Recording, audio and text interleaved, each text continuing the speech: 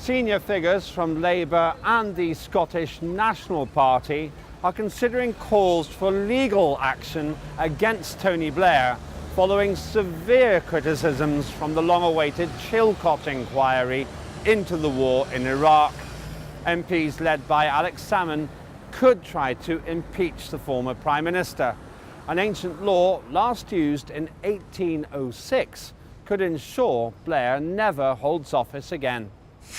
Prosecutors at the International Criminal Court have ruled out putting former British Prime Minister Tony Blair on trial for war crimes. However, Mr Salmond, the former Scottish First Minister, said there has to be a judicial or political reckoning, adding 179 British war dead, 150,000 immediate dead from the Iraq conflict, the Middle East in flames, the world faced with an existential crisis on terrorism. These are just some of the reasons why people don't hold him in the highest regard. The war has had terrible consequences for the public in Iraq and the UK. Labour leader Jeremy Corbyn said, "We went into a war that was catastrophic, that was illegal, that cost us a lot of money, that lost a lot of lives." Grieving families could also feel Tony Blair exceeded his powers, leading to deadly violence and an international refugee crisis. How do the public feel about the Chilcot report? Do families of soldiers who died in Iraq feel deceived by Tony Blair? These are some of the simple questions we sought to answer. In one of the thousands of bombing strikes in Blair's 2003 invasion of Iraq, a 3-year-old girl lost her entire family, one eye and one ear. She suffered 65% burns on her body and died 2 years later. Would this alone be enough to convict Tony Blair? We asked the public. Yes, it does, but whether Tony Blair alone should be indicted is an entirely different matter. I mean, I think one has to look much more broadly than Blair himself. One has to look at the advice he was given. I wouldn't have thought so, no. I'm no supporter of Tony Blair. I think he behaved very regrettably indeed, but if he is to be convicted of war crimes, I think the evidence of Chilcot is not there. Not really sure, really. Depends on the sort of information he was getting from his advisors, but it does look like he's obviously not been telling the full truth. Yeah, if that's true, then they should be held accountable for that, and the public deserves to know what actually happened, and the people who were killed deserve justice. The families need answers, so as well as the public. I believe, yeah, definitely at least a trial. Don't know about a full conviction, so I don't know the full details, but I think at least a trial, definitely. I think it should be enough to convict Tony Blair, but I don't think it will be enough to convict Tony Blair. The truth of the matter is there are thousands, hundreds of thousands of people who have lost their lives and had their lives completely torn apart by the disastrous war which Tony Blair led. So in an ideal world, this would be enough to convict Tony Blair. With the current system, I don't think it will be. So I think what's needed is a continual pressure to highlight the crimes committed under the illegal invasion of the British government into Iraq, and therefore we must hold Tony Blair accountable. It might not happen today, but it should happen and it must happen. Indeed, the war against Iraq was a war against the entire Iraqi people and Iraq's infrastructure. Part of the reason Iraq was attacked is because it had a big military infrastructure, health, education, industrial infrastructure, one of the strongest in the whole Middle Eastern region. So when Tony Blair and George Bush led the Western countries and considerable sections of Western political elites and masses into the war against Iraq, it was to destroy Iraq. It wasn't to just regime change, quote unquote, but it was to actually overturn and to destroy down to the ground totally that potential and actual defiance that Iraq had in terms of the way it stood as a country and its people and its alliances in the region and globally, with all its problems and contradictions, of which there were many, and injustices, which there were many in Iraq. But Iraq was attacked.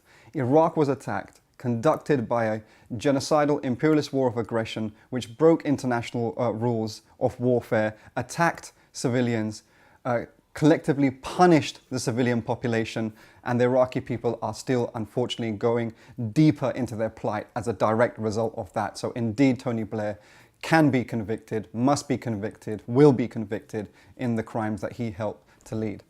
Blair led Britain into a war that destroyed Iraq and drew in terrorists who are still bombing and killing innocent civilians to this day. Has he been the most destructive man of the 21st century? The public said this. I don't know about that, but certainly I think his decision to go to war with Iraq did result in a lot of bloodshed and death, so perhaps, yeah. Completely the wrong decision to make and completely the wrong decision to go into Iraq.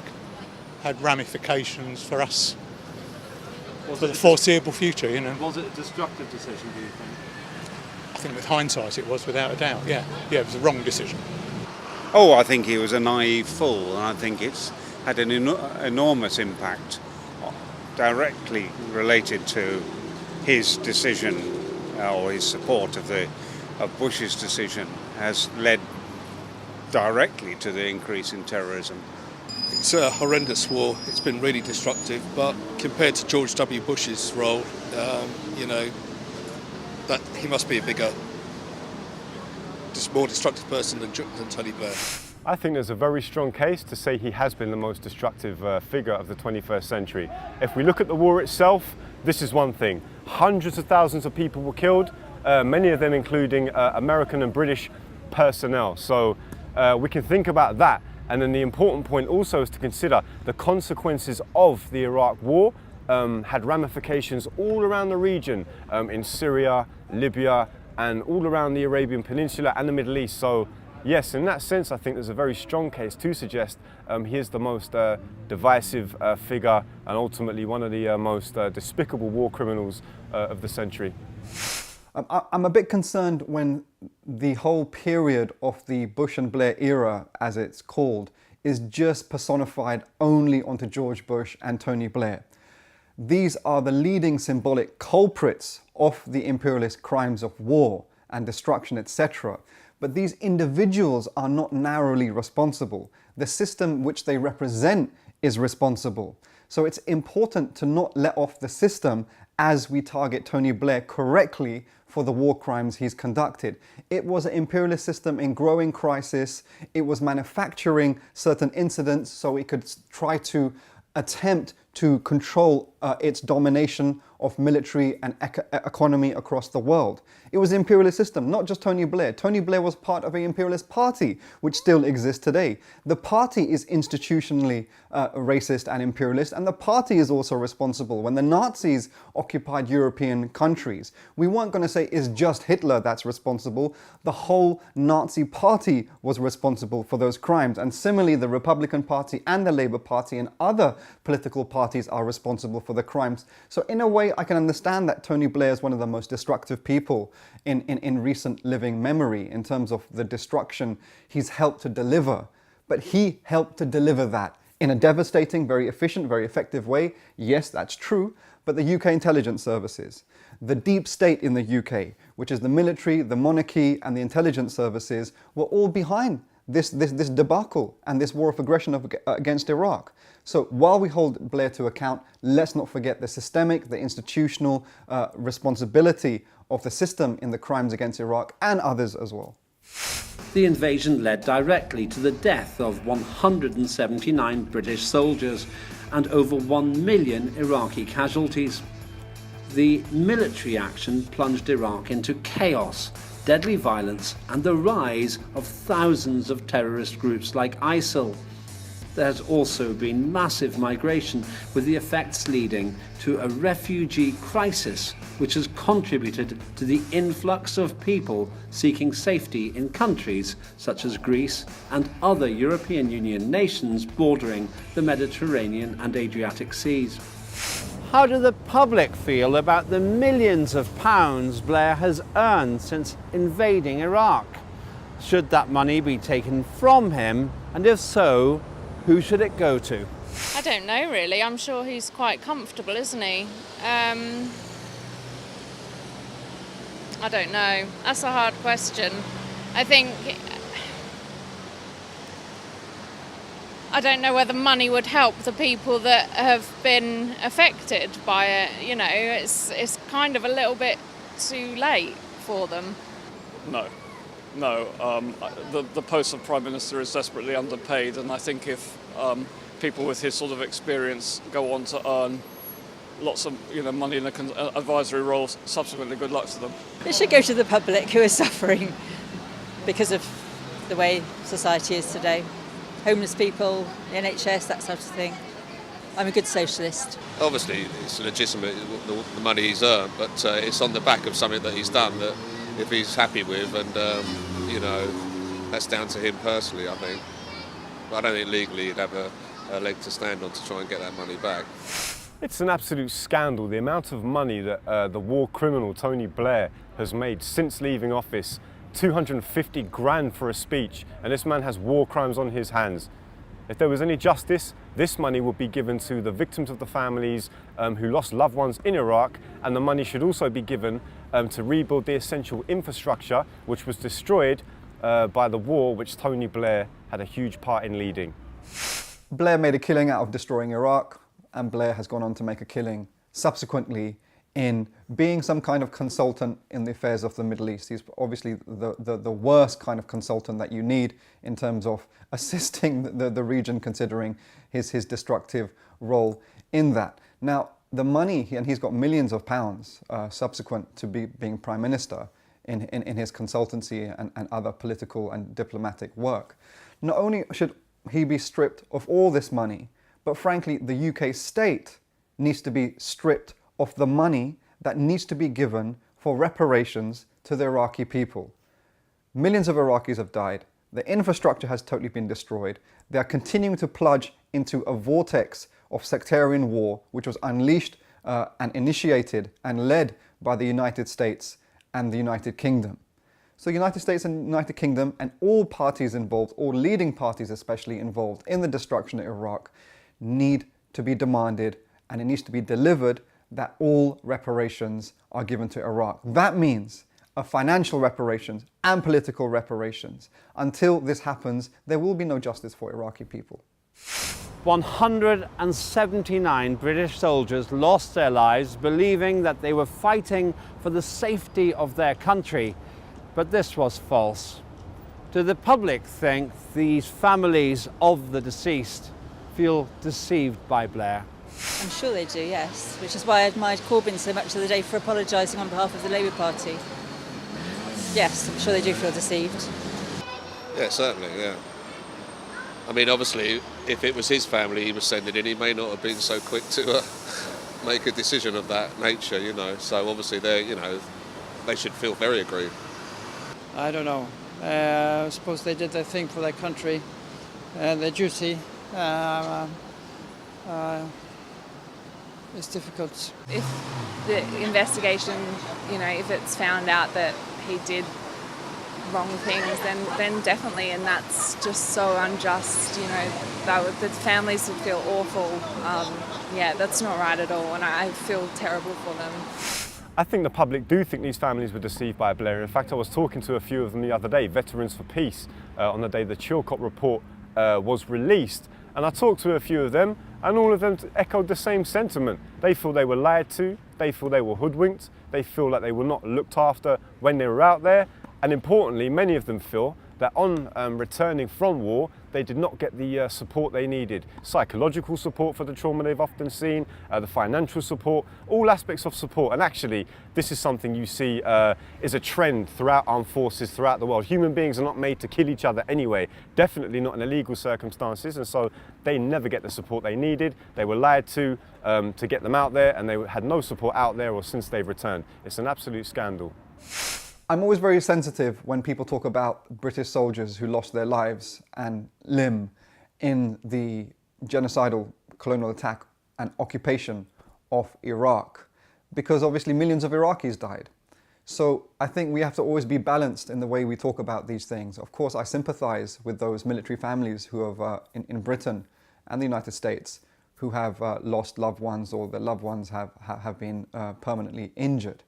Actually, in the United States, it was a massive crisis economically as a result of the injured US soldiers coming out from the Iraq war, which was basically as a result of the Iraqi resistance defending their land and their people and their country. But of course we should sympathise with the military families, and some of them want to hold Blair to account for his crimes, and some of the military families will still support what this country did to Iraq.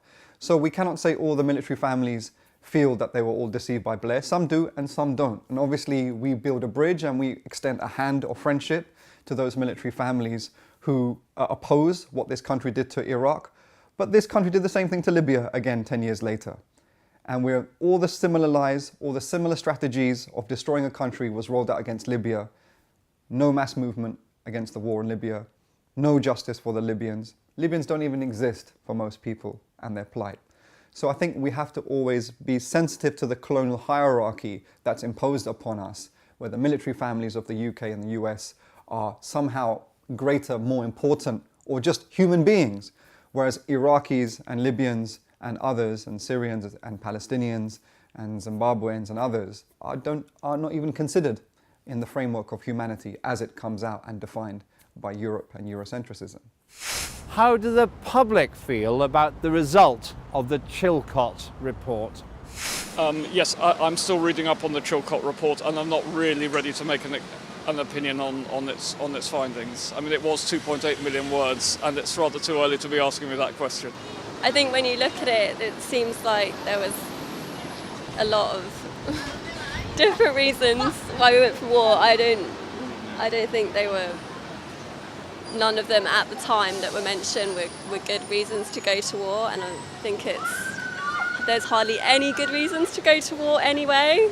I haven't read or heard of the Chilcot report in detail, so I don't know, but believing that we went there in error, then yes.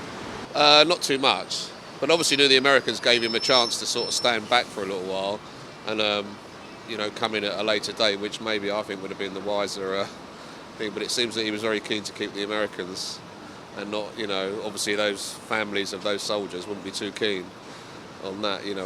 They should have been more of his main interest rather than the Americans. I think the result is a good result. I think the problem with it was it took so long and it took a hell of a lot of taxpayers' money. From what I understand, and I haven't read the million-plus pages, but I've looked at the analysts who have taken the time to read it, it seems like it was an accurate report. But I think the important thing to remember is ultimately, it doesn't really tell us anything we didn't know. Anyone that's been watching this tragedy unfold since 2003 is very well aware of the fact that the reasons for which the war was based on are fraudulent, from the weapons of mass destruction to all the other reasons we were given. We know we were lied to. The Chilcot report is a vindication of that, but it's been so long since the report was initially founded, it doesn't tell us anything new. The Chilcot report didn't tell us anything that we didn't already know. There was no revelations in the Chilcot report.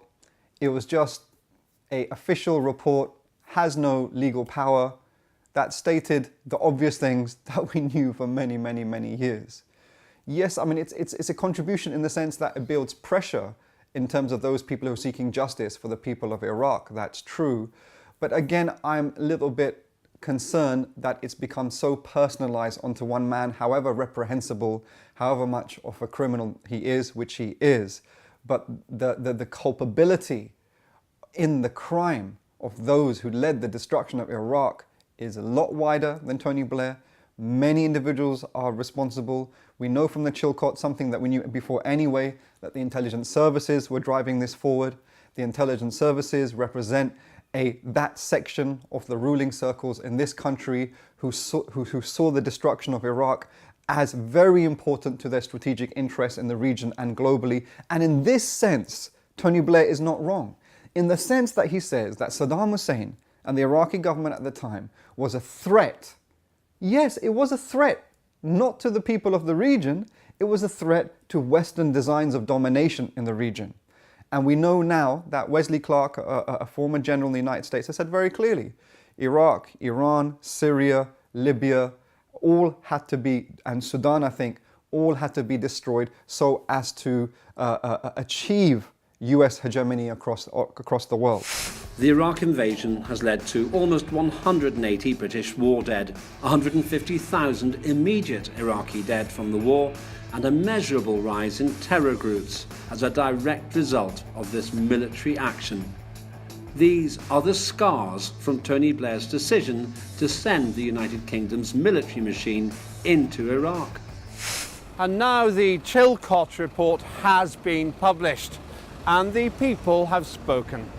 And one issue stands out above all else, that the United Kingdom went to war on a lie and before other options had been fully explored. And this has destabilised the world.